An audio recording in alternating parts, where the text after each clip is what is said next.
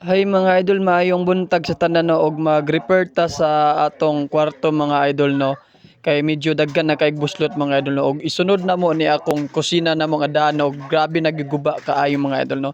So mao intaw ni atong balay mga idol no kay minus man tag panapi mga idol no. So atong kwarto nga medyo daghan na gyud siya tulo mga idol, di na gyud makayo mga idol no kay kaduha na gyud taon ko ani nagpa-repair sa alkoban. So mo ni mo alkobahan mga idol no. Kwarto na mo mga idol. So, para magamit siya mga idol.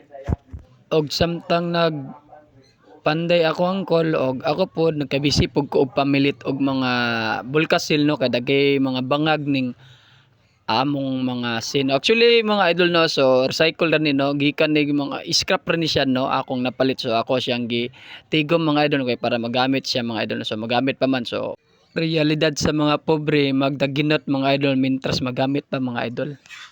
Unya na human naman ni akong gipamilitan og bulkasil ni ako mga sin nga niskapan nga dagay mga buslot. So hapit pag gyud taon ko na hayang taon mga idol no. So danghag gyud ni gamay ni atong katribong pobre mga idol, di gyud ni malikayan. O giatopan na sa akong angkol na among alkoba mga idol no kay isunod na mo ni among kusina nga guba mga idol para mahuman pod nag alkoba ni atong kwartong gamay mga idol.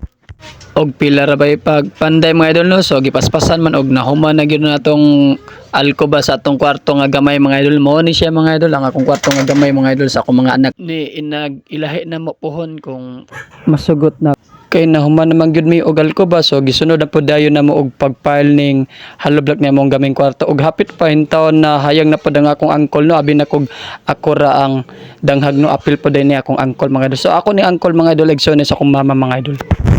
Unya mga idol, dira ko taman mga idol og dagang salamat mga idol, follow and share mga idol.